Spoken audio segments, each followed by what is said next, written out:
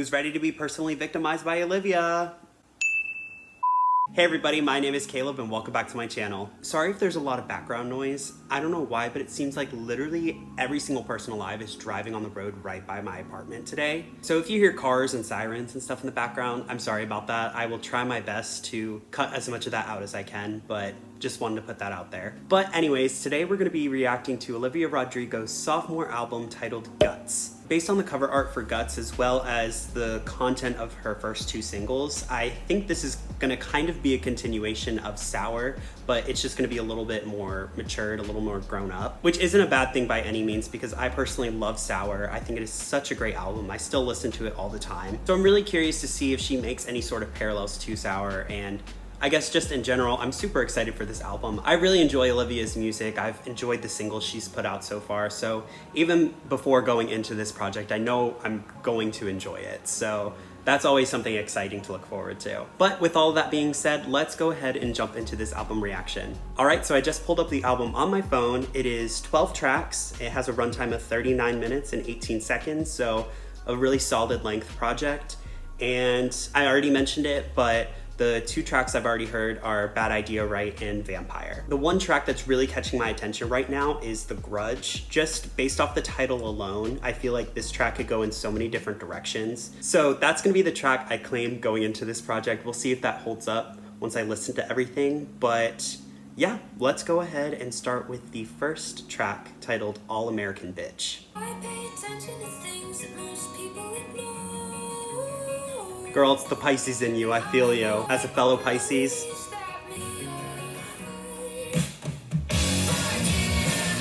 Holy shit! Holy shit. What a switch up. Just based on that, it is kind of mirroring Sour so far because Brutal starts off super soft and then does a full 180 and it's that heavy like rock style production. Oh my gosh, okay, let me go back. I want to hear that drop again because that was really, really good. Oh my gosh, so good. Ooh, that production in the background's really nice. My fellow Pisces, yes! Holy shit. This is my internal monologue. I feel you, Olivia. Period. Wow. Those, oh, is it gonna flow?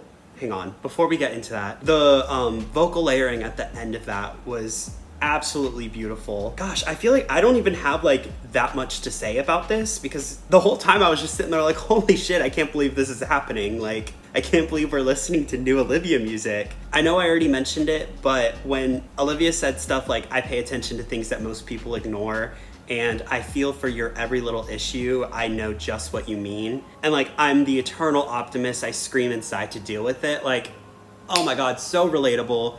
It's the Pisces in her. It's the Pisces in me. Like, we are literally like right there with one another. So I get it. I completely get it. I feel like I shouldn't relate to this song as much as I did, but you know, that's a conversation I can have with myself and my inner demons at like 2 in the morning, not right now.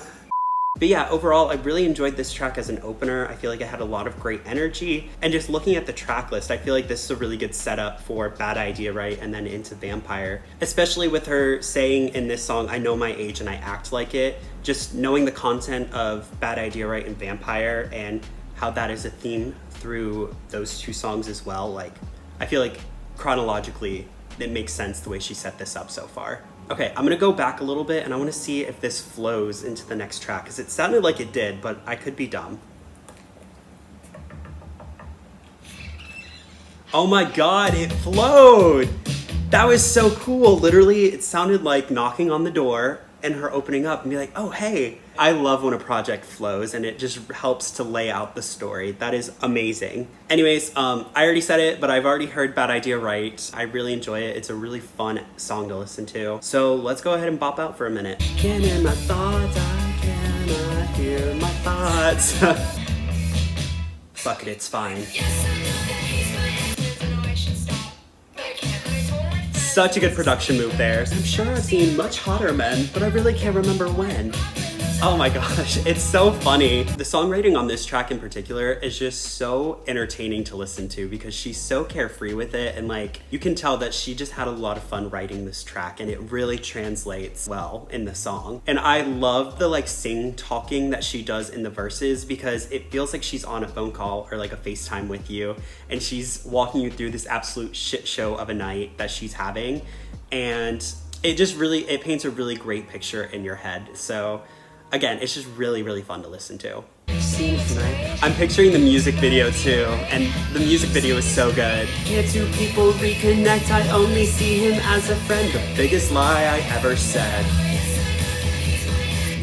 The production of this bridge is so good. The guitars and stuff too, like, oh my god, it's just so good.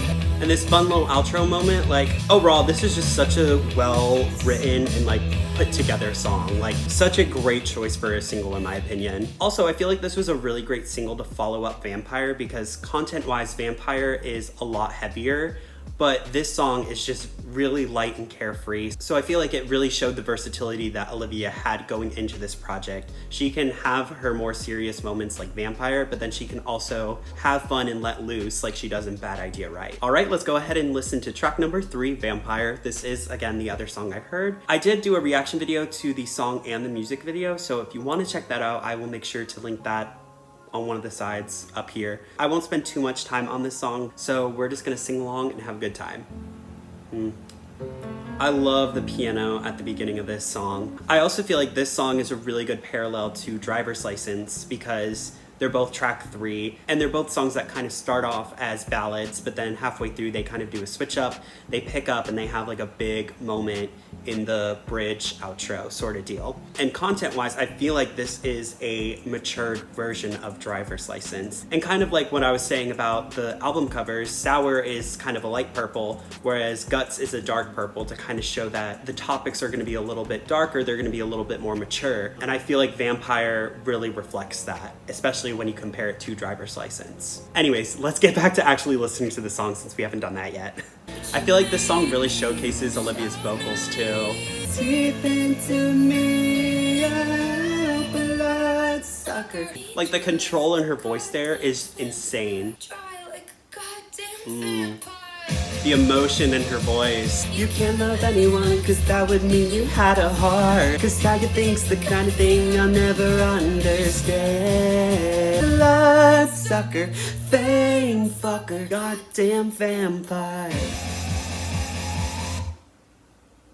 Such a good single. Alright, let's jump into track number 4 titled Lacey. Lacy, oh, Lacy. Ooh, wow, that low register. Who the hell is Lacey? Again, the vocal layering is so good.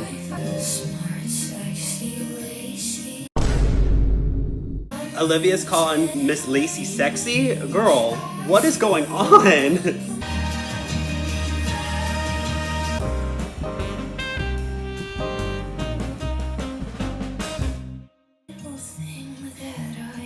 Wow, that switch between falsetto and whispering, beautiful.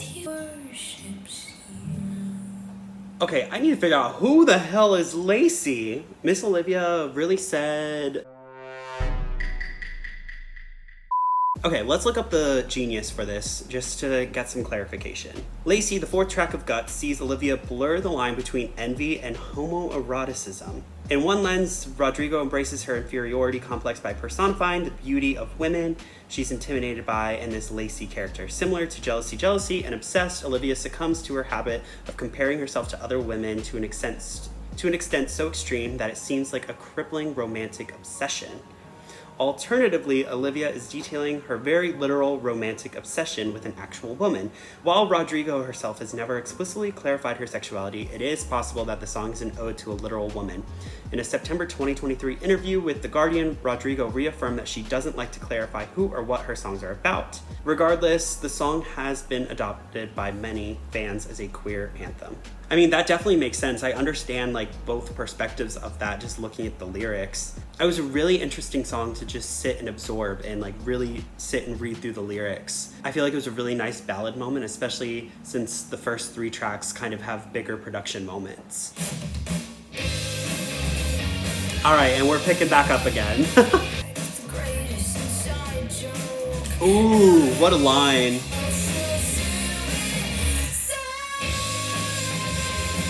All right, belt. Go ahead, belt it out.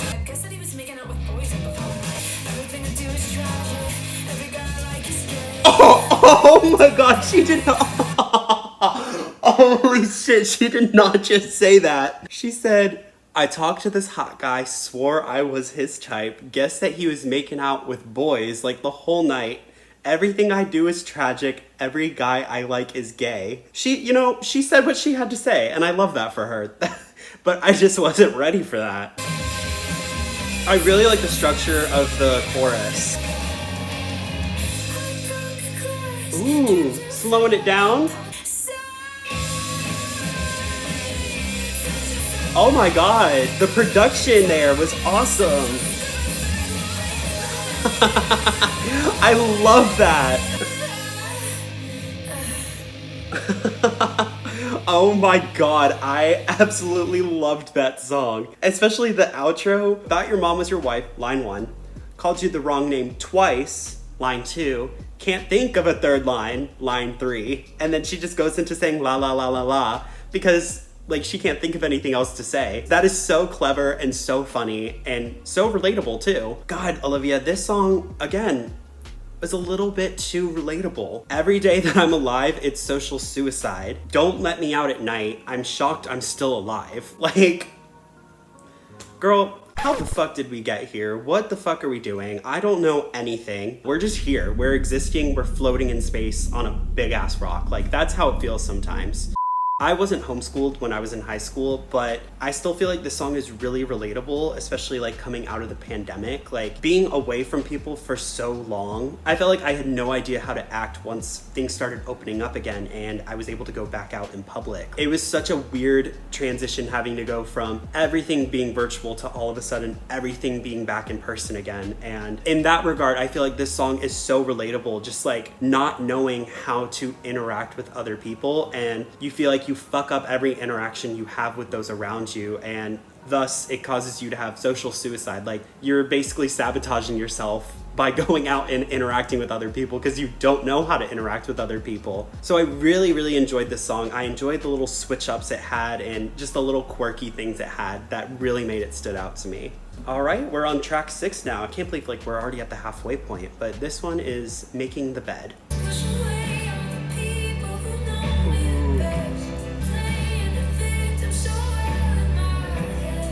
Oh, wow. Wow. The vulnerability on this track.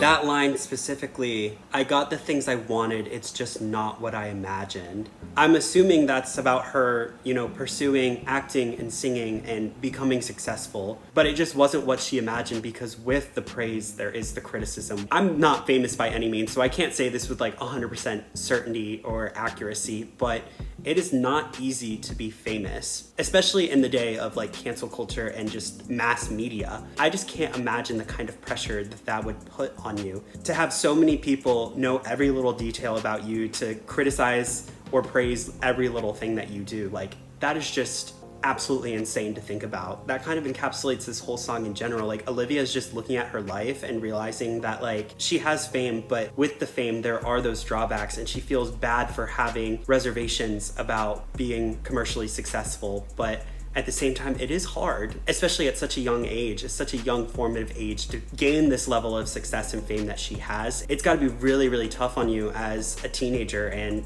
in your early 20s. It definitely forces you to grow up really fast and not be able to experience life as a normal person. Anyways, let's go ahead and keep listening. Wow, I really love the production on this song as well. Wow. wow. Oh my god, I absolutely loved that song. That might be one of my favorites that I've heard so far. There's just so much vulnerability in this track. I don't know, like there's just something about it. It is hitting different. It is so good. This is a little bit of a side note, but sorry if the lighting's getting weird. The sun is starting to set, and I was hoping to finish recording this before the sun actually fully set. So again, sorry if the lighting is a little funky. I just had to turn on a lamp, so hopefully it's not too bad, but we're just gonna roll with it. Let's go ahead and jump into track number 7, titled Logical.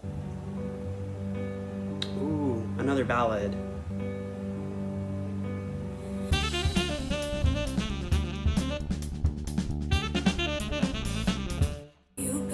Giant castle with walls so high I couldn't see. I wonder if that's a connection back to Vampire when she says like, you built a castle off of people you pretend to care about. I'm assuming that's a connection between the two. I really like that. You did to me. Wow.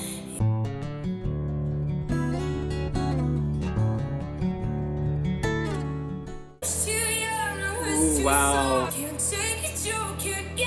Oh my gosh, the gaslighting.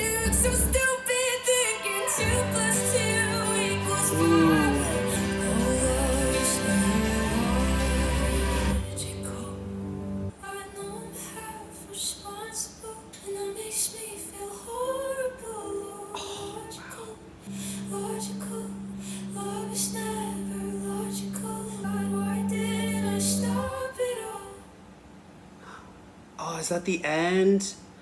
Oh my god. That is one of those songs that I just wanted it to keep going. Oh my gosh, especially that outro was so beautiful. This song reminds me a lot of Enough For You, which again is another parallel to Sour since they're both track 7s, but at least for me personally, Enough For You is one of those like really powerful ballads that just encapsulates me and I just never want it to end. And I feel like this song has that same energy. Like I was just completely lost in Olivia's lyrics and vocals in Logical, and I did not want the song to end. It was just so beautiful to listen to and such a powerful statement too. I love how this song kind of has a double meaning because firstly, Olivia is saying that love itself is not logical. When you get into a relationship with someone and you're like completely in love with them, you lose all like cohesive thoughts. So I love that aspect of this song, but also the fact that Olivia is saying that she herself was not logical by stopping this relationship when she had the ability to before she really got hurt in it. In the outro, she was saying, I know I'm half responsible and that makes me feel horrible. Like she's saying, I can't believe I was so encapsulated by you that I allowed myself to overlook your red flags and I allowed you to not treat me the way I deserve to be treated. And because of that, she now has to deal with all of this like emotional trauma and baggage from this relationship. The fact that she was able to make this song kind of that double meaning is so powerful and just really shows how good of a songwriter Olivia is. Okay, I just had to turn on another lamp because it's still getting darker. Again, the lighting is just gonna be a complete mess in this video, but whatever. Let's go ahead and jump into the next track titled Get Him Back. All right, production.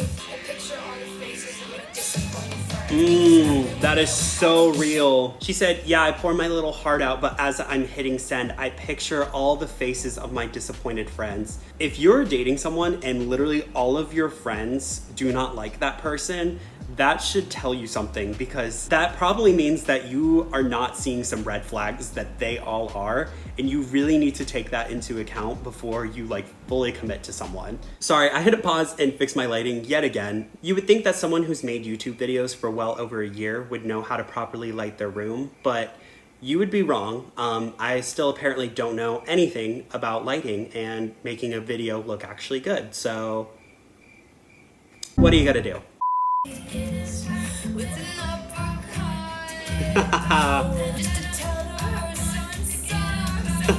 I love this back and forth that's going on in the bridge, where one line she's talking about wanting to like be back in a relationship with this person, but then the next line is her getting revenge on this person, particularly like I want to kiss his face, but with an uppercut. Or I want to meet his mom, but just to tell her that her son sucks. So it's like, the first line is like, aw, like a positive thing, like a stepping stone in a relationship. But then the next line takes that and spins it into something more negative. So I love that back and forth that she's doing here.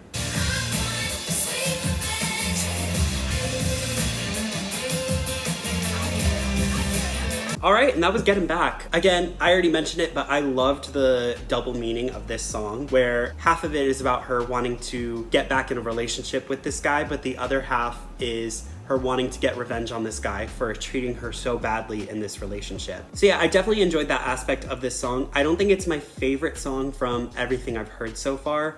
I might have to sit with it a little bit longer, but it's definitely not a bad song by any means. I still really enjoyed it. All right, the next song is titled Love is Embarrassing, and isn't that the damn truth? And I don't need to think.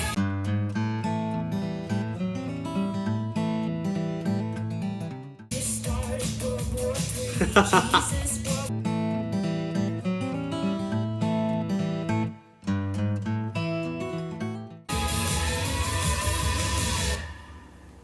Damn, all right, that was a short track, only 2.5 minutes. I was just sitting and reading along with the lyrics. I really didn't have too much to say. I feel like the song is pretty straightforward. I mean, generally speaking, it's about how embarrassing love can be. But in a more specific context, Olivia's talking about being in high school and trying to not only figure out herself, but also navigate love. And how dating in high school can be really weird and confusing because no one knows what they're doing. Your emotions and who you like and all of that mess just flip-flops all the time. So it's just really crazy trying to navigate growing pains and love in high school at the same time. Personally, this isn't the most relatable song for me because I've been out of high school for quite a few years now, but definitely thinking back and like looking at this through a younger lens, definitely understandable. Alrighty, next up is The Grudge, which is the track that I kind of claimed before listening to the album. So let's see what this track's all about.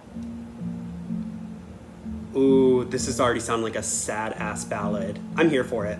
hold on to every detail like my life depends on it. Wow, that line right there. And I doubt you ever think about the damage that you did, but I hold on to every detail like my life depends on it. Basically, she's describing the feeling of being so enthralled by someone and so in love with someone, and they just do not care about you back at all. They don't care about any aspect of you, and just, like that's just such good songwriting, and it's so sad already. I hear your voice every time that I think I'm not enough, and Oh, wow. I do the things you did silently, and I say I don't care. Strength to forgive, but I don't feel strong. Wow, that is a powerful lyric right there. It takes strength to forgive, but I don't feel strong. Like, she's basically saying, I don't know if I will be able to forgive you for all of the terrible things you've done for me. I was so in love with you and I gave you everything, and all you did was take from me, and you took every part of my being and you crushed it and you broke it and you left me feeling numb and miserable, and it didn't even faze you. I couldn't imagine writing this song and sitting there and just mulling in these feelings. That is just so sad. But the fact that Olivia was able to make such a beautiful song with these intense emotions, like, oh, so good, so good. You must be insecure, you must be so unhappy. Period. Exactly. I do the things you did silently, and Oh, and her vocals sound beautiful.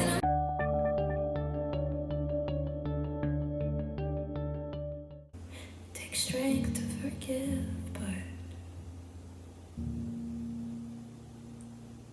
Wow. Oh my God. What a beautiful ass song.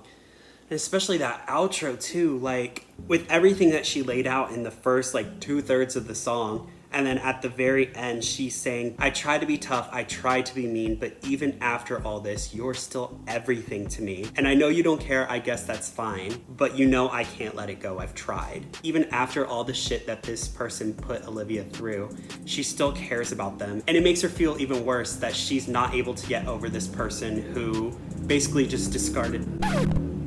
Excuse me, I'm in the middle of talking about some deep ass shit, Mr. Motorcycle. Anyways, the fact that this person still is everything to Olivia makes her feel even worse because he doesn't care about her at all. And that just makes this whole song hit even harder. There's so much to talk about with this song, yet at the same time nothing, because Olivia literally just laid it all out for us. This song was so heartbreaking and so beautiful. I think I just claimed the saddest fucking song on the album, so there's that. I'm assuming this song is probably really tough for Olivia to sit and write, but I bet at the same time it was probably so liberating to be able to get these feelings out into song format and just let all of that emotion out.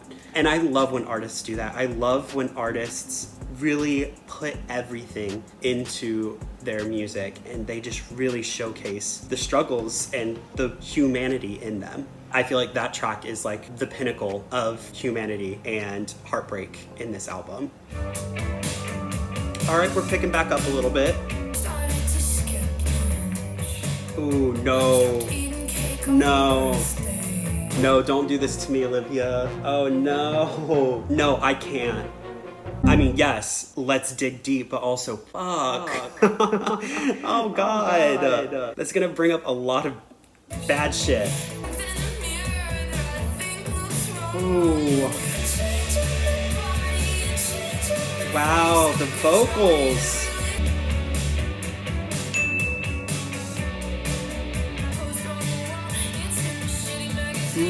Exactly. I really like the outro on this song as well.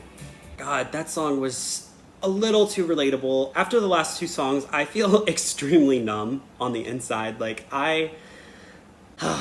we can do so many things to ourselves to fix ourselves, but we're never going to live up to societal standards. And it's really disheartening getting into that mindset of like, I will never be good enough for those around me and for society, because society is telling me that I should look like this, I should be doing this, but I don't look like that, and therefore my value as a person is lower. It's just a really hard mentality to deal with sometimes, and at least for me personally, that's something I struggled with for a long time. I still sometimes struggle with it. Obviously, in this track, Olivia's talking about how she feels like she doesn't live up to societal expectations of what she should look like and how she should act, all of those things. But at the same time, she's also kind of saying like, fuck what society has to say, I really don't care. None of that shit actually matters. What really matters is being a good person and being kind to those around you. Like, those are the things that people are going to remember you for, not what you looked like. It sounds so simple, but that really is such a hard thing to get into your head, especially when we're fed from basically like birth on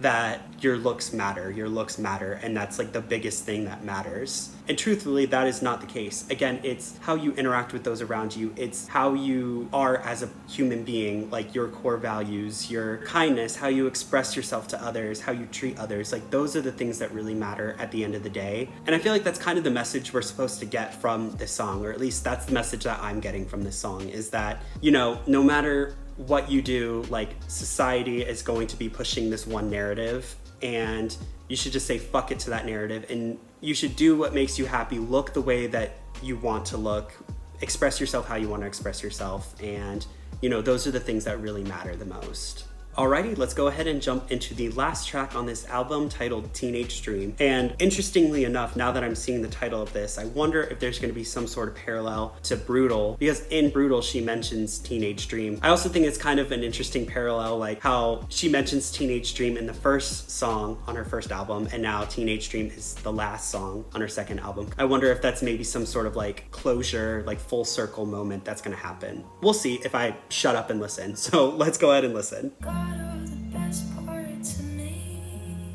That line is so sad. The vocal layering is so good. Wow, that switch up.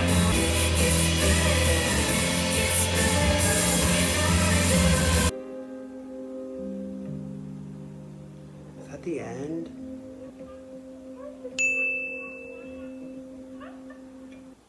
Wow. That's the end of the album. Jeez. I feel like listening to this album, and specifically the last few tracks, like once you get through all those tracks, it really just makes you sit and contemplate your own life. I already mentioned it, but The Grudge and Pretty Isn't Pretty got me feeling pretty numb, but Teenage Dream just really added on to that. Olivia said, we are not ending on a really happy note. We are going to put you into an existential crisis. You're gonna sit and contemplate every life choice you've made, and you're just gonna have to deal with it. And here I am. I will deal with it, but it's just damn.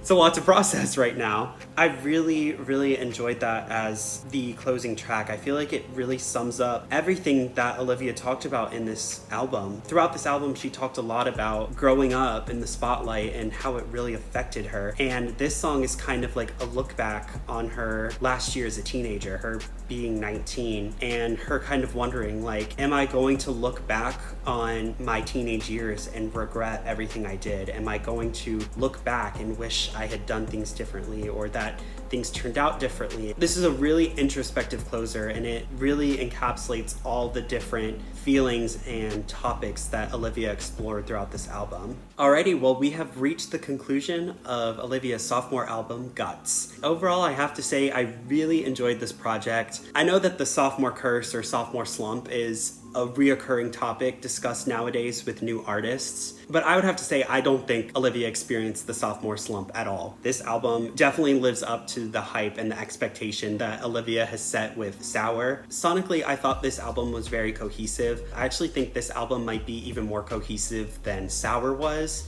and I feel like Guts has a similar soundscape to Sour, but it's still different at the same time. It still sounded fresh, it sounded new. So I definitely commend Olivia for being able to stay within that same soundscape but still make everything sound unique and fresh. I'm already excited to re-listen to this album. I feel like once I'm done recording, I'm just gonna put the album back on and it's probably just gonna be on repeat for the rest of the night. But yeah, this album is really special. I really, really enjoyed it. I don't know, there's just something really special about Olivia's music that I really appreciate, and it's always so exciting whenever she releases new stuff. I feel like this was a really great stepping stone for her, and I'm excited to see after this where she goes with her music. It'll be interesting to see what direction she wants to go, what soundscape she wants to play with, because not only